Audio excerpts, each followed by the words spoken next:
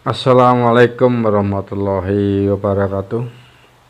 Selamat pagi untuk pelajar dimanapun berada.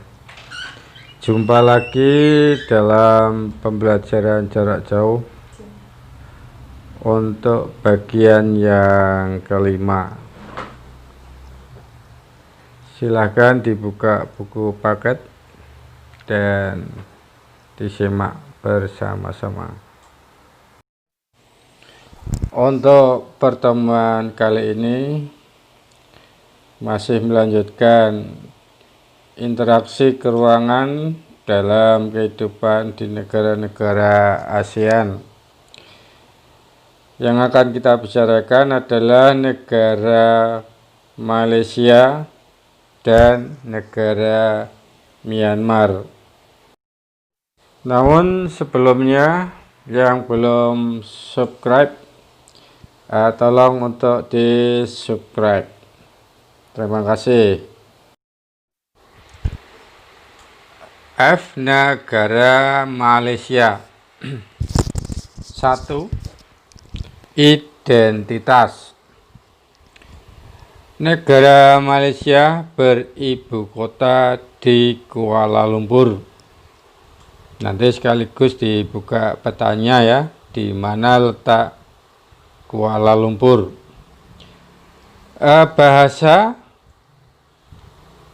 resmi Melayu, kemudian Cina, Tamil, dan Inggris. Untuk agama, mayoritas Islam, kemudian Konghucu, Tao, Buddha, Hindu, dan Kristen. Untuk bentuk pemerintahan adalah monarki konstitusional. Kepala negara yaitu yang di-Pertuan Agung Sultan Abdul Halim Muazzam Shah. Sedangkan kepala pemerintahan Perdana Menteri. Penduduk tahun 2015 berjumlah 30,8 juta jiwa. Untuk mata uangnya menggunakan ringgit atau dolar Malaysia. Kota-kota penting: Kuala Lumpur, Kuching, Kinabalu, Penang. Sedangkan untuk lagu kebangsaan, Negaraku. Hari kemerdekaan 31 Agustus 1957. Untuk maskapai penerbangan, Malaysia Airlines System atau MAS. Bandar udara adalah Bandar Internasional Kuala Lumpur. Berikutnya yang kedua adalah keadaan alam. A. Letak dan batas. Letak astronomis negara Malaysia adalah antara 1 derajat lintang utara sampai dengan 7 derajat lintang utara, dan antara 100 derajat bujur timur sampai dengan 120 derajat bujur timur. Perlu diperhatikan untuk semuanya bahwa di buku paket itu tertulis lintangnya 1 derajat LU sampai dengan 7 derajat LS. Jadi itu mungkin salah ketik ya anak-anak. Jadi untuk bisa diperhatikan Kalau kalian lihat di peta, semua negara Malaysia itu berada di sebelah utara Khatulistiwa. Jadi lintang utara semua. Ini perlu ketelitian ya. Kemudian yang letak geografis, sebelah utara berbatasan dengan Thailand dan Laut Cina Selatan. Sebelah timur berbatasan dengan Laut Sulu dan Laut Sulawesi. Sebelah selatan berbatasan dengan Pulau Kalimantan dan Kepulauan Riau. Serta sebelah barat berbatasan dengan Selat Malaka dan Pulau Sumatera. B. Iklim. Malaysia beriklim tropis yang dipengaruhi oleh angin muson, sehingga kadang ada orang menyebutkan iklimnya muson tropis. Itu iklim matahari dan iklim fisis digabung sehingga menjadi muson tropis.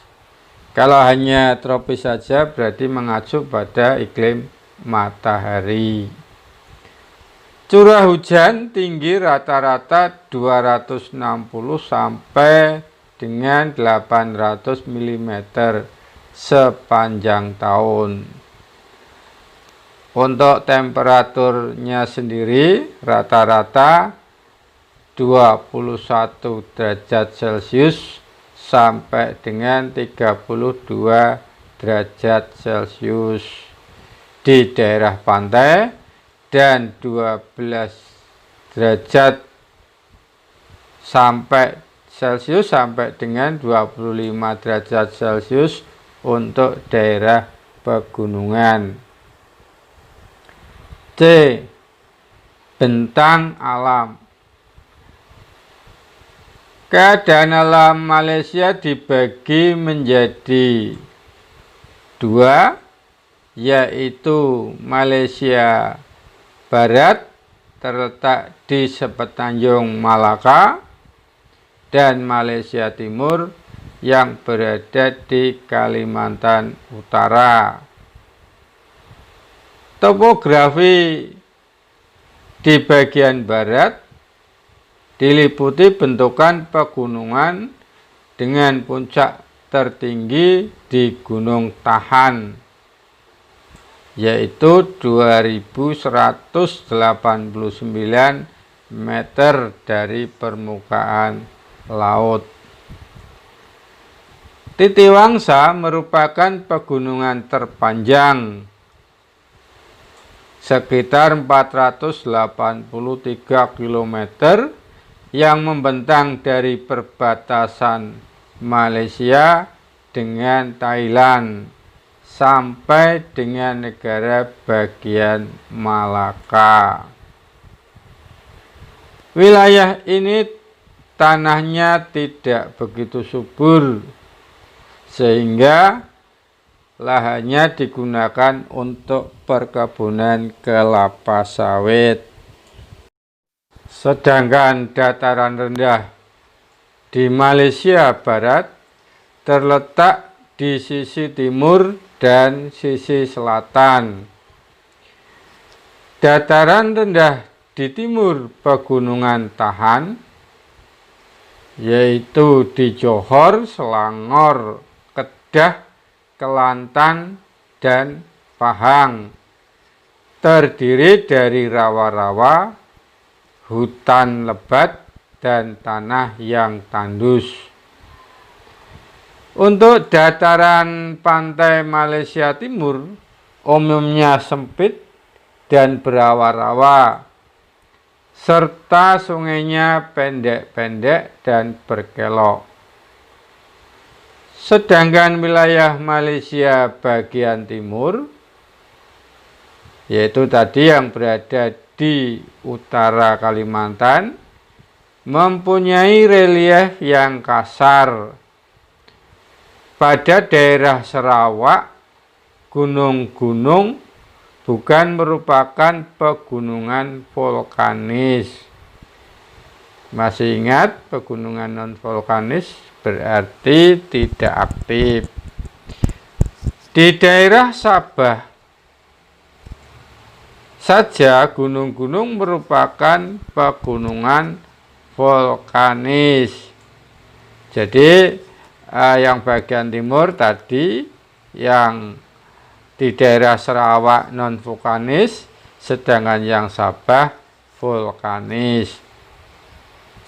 Titik tertinggi dari gunung-gunung di Malaysia Timur terletak di puncak Gunung Kinabalu.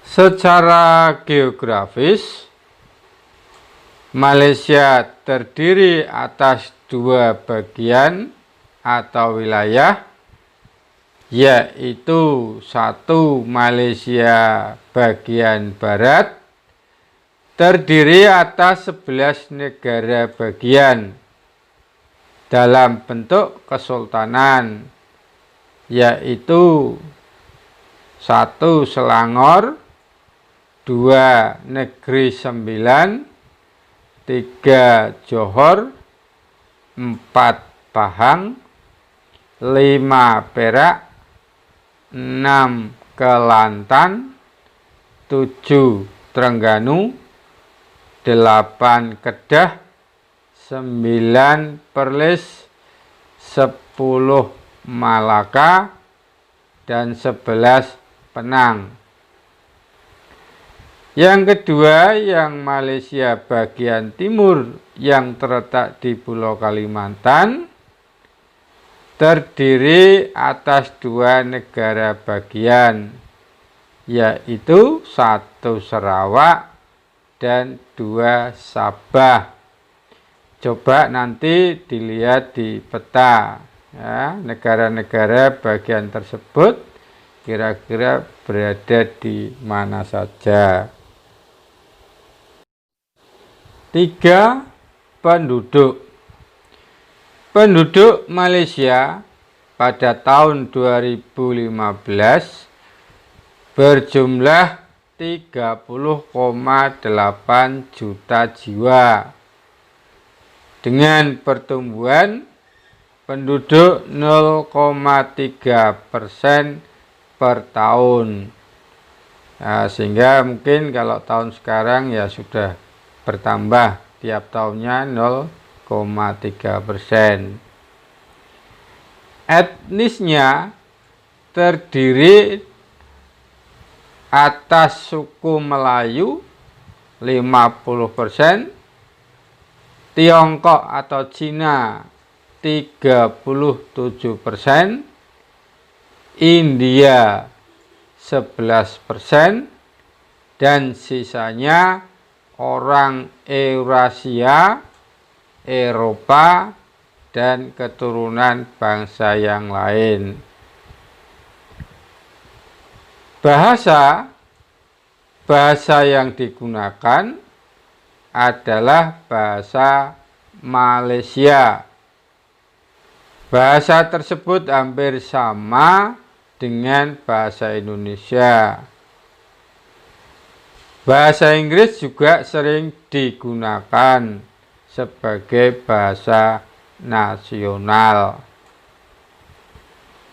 Kepadatan penduduk Malaysia pada tahun 2015 mencapai 3.321 jiwa per kilometer persegi.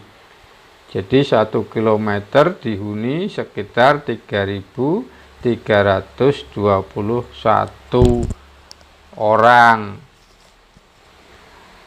Agama 50% beragama Islam, agama Buddha 12%, kepercayaan Tiongkok atau Taoisme 7%, sisanya Kristen dan Hindu serta agama yang lainnya. 4. Perekonomian. Perekonomian utama Malaysia bergantung pada hasil pertanian. Lebih dari separuh penduduk Malaysia bekerja di bidang pertanian. Untuk bidang perkebunan, tenaga kerja yang digunakan banyak dari Indonesia. Sumber devisa terbesar adalah dari hasil penjualan barang tambang, terutama migas, ditambah hasil perkebunan karet yang melimpah. Kegiatan ekspor-impor banyak dilakukan melalui pelabuhan laut terbesar, yaitu Port Swettenham. 5. Sumber daya alam. Malaysia memiliki lahan pertanian, perkebunan, dan kehutanan yang cukup luas. Pertanian menghasilkan padi dan sayur mayur. Perkebunan menghasilkan karet dan kelapa sawit, di mana 40% kebutuhan karet dunia berasal dari Malaysia. Untuk hasil hutan berupa kayu. Sedangkan untuk pertambangan yaitu bauksit, batu bara, besi, tembaga, emas, dan perak. Usaha pemerintah yang sungguh-sungguh juga nampak pada peningkatan pemanfaatan sumber daya alam untuk dikelola oleh negaranya sendiri sebagai sumber bahan mentah, sehingga diharapkan mengurangi ketergantungan pada negara lain. Dengan kemampuan pengelolaan bahan baku sendiri, Malaysia dalam beberapa tahun terakhir telah mengembangkan pabrik otomotif. 6. Kerjasama. Dalam tingkat internasional, Malaysia terlibat dalam kerjasama di berbagai bidang, seperti hubungan diplomatik, kerjasama ekonomi, kebudayaan, ketenaga kerjaan, dan pendidikan. Malaysia juga merupakan salah satu negara yang turut dalam mendirikan organisasi regional, yaitu ASEAN. Selain itu, aktif dalam beberapa organisasi multilateral atau internasional seperti ADB, ASEM, ESCAP, FAO, IBRD, IDA, IFC, IMF, ILO, UNESCO, WHO, WIPO, dan APEC.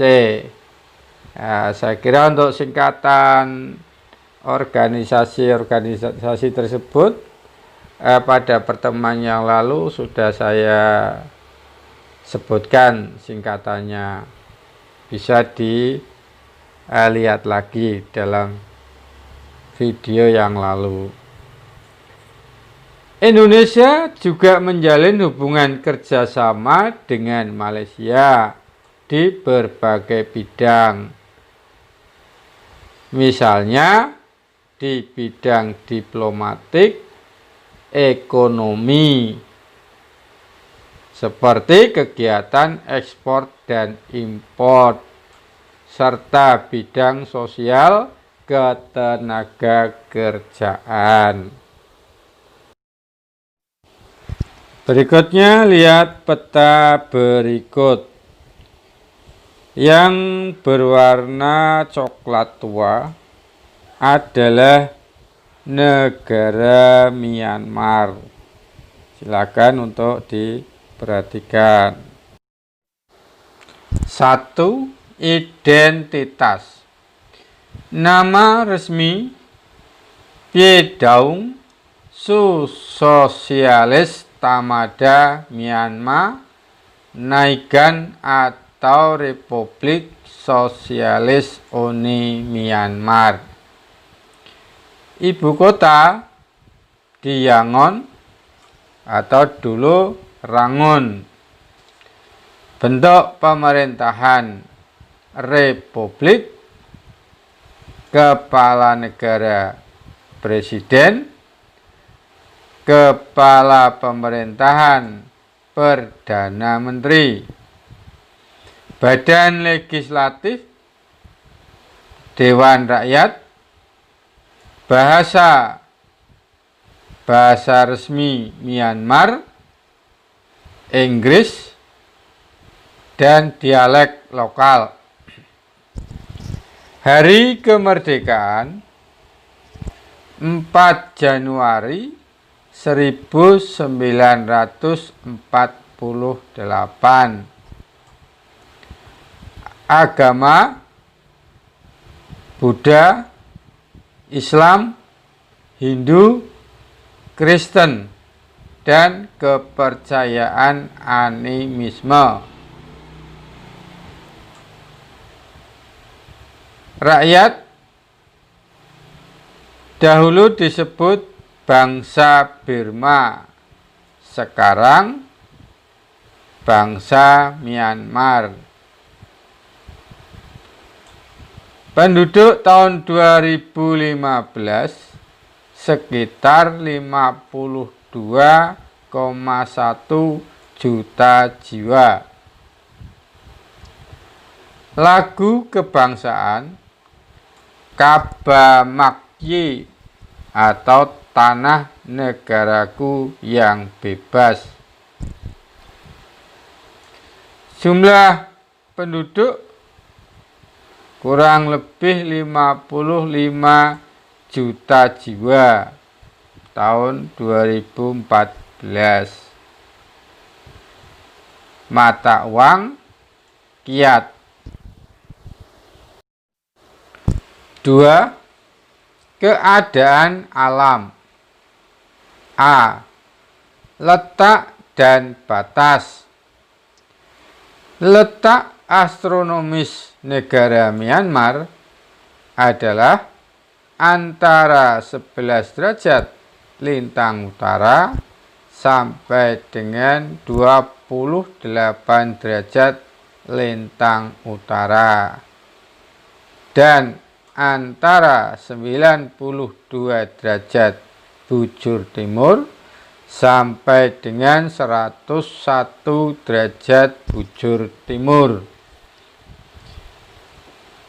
Luas wilayah Myanmar kurang lebih 678.036 km. Adapun batas negara Myanmar yaitu sebelah utara Tiongkok atau RRC, sebelah selatan Laut Andaman, sebelah barat Teluk Benggala, dan sebelah timur Laos dan Thailand. Ya, coba nanti dilihat petanya lagi itu yang barusan di depan. C. Bentang alam. Negara Myanmar terbentuk dari 2 lipatan pegunungan di sebelah barat dan sebuah patahan blok di sebelah timur.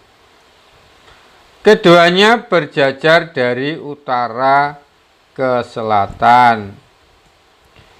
Jajaran pegunungan sebelah barat mencakup deretan pegunungan Leta, Bukit Chin, dan Arakan Yoma yang diliputi hutan yang lebat.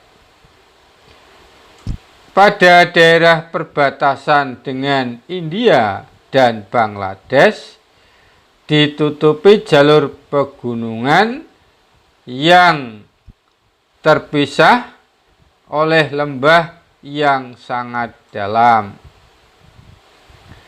Dataran rendah membentang mengikuti alur Sungai Irrawaddy dan Sungai Sitang sampai ke pedalaman Mandalay. Dataran tersebut merupakan dataran rendah aluvial yang diapit 2 jalur pegunungan barat dan timur. Hampir seluruh wilayah Myanmar terletak di lembah Sungai Irrawaddy dan cabang-cabangnya. Daerah aliran Sungai Irrawaddy bermuara di Laut Andaman. Di salah satu bagian dataran rendah terdapat plato Shan. Dari arah timur laut mengalir Sungai Salween yang melintasi plato Shan melalui lembah yang sempit. Dan di bagian paling utara Myanmar yang berbatasan dengan Tiongkok terdapat gunung tertinggi di Myanmar, yaitu Gunung Kakabon Razi. 3. Penduduk Myanmar tahun 2015 berjumlah 52,1 juta jiwa dengan angka pertumbuhan sebesar minus 0,1% per tahun. Terdiri dari etnis Tibet, Burma sekitar 72%, berada di dataran rendah Irrawaddy. Kelompok suku lain yaitu Shan 9%, Karen 7%, Tiongkok 3%, dan India 2%. Peradaban bangsa-bangsa Pius dan Mon yang menempati wilayah sekitar dataran. Bahasa resmi adalah bahasa Burma. Mata uang yang digunakan adalah Kyat. Agama mayoritas beragama Buddha 85%. Inilah sebabnya penduduk Myanmar banyak yang tinggal di sekitar kuil-kuil Buddha. Sisanya memeluk agama Kristen, Islam, Hindu, kepercayaan suku, dan lainnya. 4. Perekonomian. Ekspor andalan Myanmar adalah beras, kacang-kacangan, ikan dan udang, bahan mineral, kayu, karet, batu perhiasan, dan gas. Sedangkan importnya yaitu baja, mesin, dan suku cadang kendaraan bermotor, semen, minyak mentah, bahan baku kimia, dan pupuk. Untuk pertanian, kira-kira 65% penduduk Myanmar bermata pencarian sebagai petani.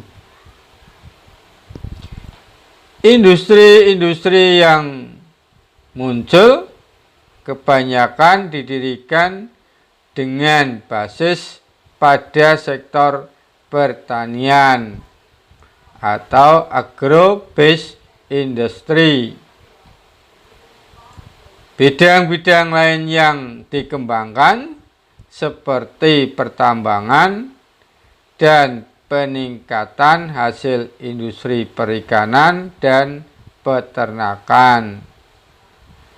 Semua kegiatan industri yang berskala besar dikendalikan oleh pemerintah. 5. Sumber daya alam. Sumber daya alam utama Myanmar berasal dari hasil pertanian, perkebunan dan perikanan, serta pertambangan. Hampir di setiap wilayah Myanmar, lahannya dimanfaatkan untuk pertanian. Beras merupakan komoditas utama, disusul teh di daerah pelatasan dan tembakau di bagian utara, tebu, dan sayur-sayuran. Tanah di zona kering dimanfaatkan untuk tanaman jagung, kapas, wijen, dan gandum. Untuk hasil perikanan banyak diusahakan di daerah Myanmar bagian pantai barat. Di kota Manhin dan Hantawadi terdapat pusat penelitian perikanan. Sedangkan di Mergui didirikan sekolah perikanan. Karet, kayu jati, dan kayu besi merupakan hasil utama dari perkebunan. Sedangkan dari hasil pertambangan diantaranya minyak bumi di Chauk dan Penangyung, gas alam di Chauk, timah di pertambangan Tenasserim, serta jenis-jenis mineral atau barang tambang lainnya. 6. Kerjasama. Kerjasama dengan negara lain dalam ikatan bilateral, regional maupun internasional. Kerjasama ini mencakup berbagai bidang di antaranya ekonomi, kebudayaan, pertahanan dan keamanan, teknologi, serta bidang-bidang yang lain. Sampai tahun 2003, Myanmar masih tercatat sebagai anggota ASEAN, ADB, ESCAP, ACU, FAO, IBRD, IDA, IFC, ILO, IMF, WTO, UNESCO, UNIDO, UNICEF, dan EALAF.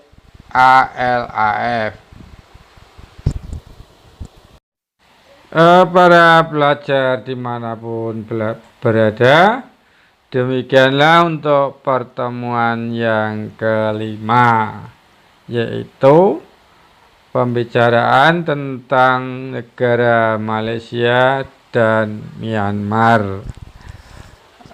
Kita akhiri dan sampai ketemu pertemuan berikutnya. Jangan lupa yang belum subscribe untuk bisa subscribe. Terima kasih. Assalamualaikum warahmatullahi wabarakatuh.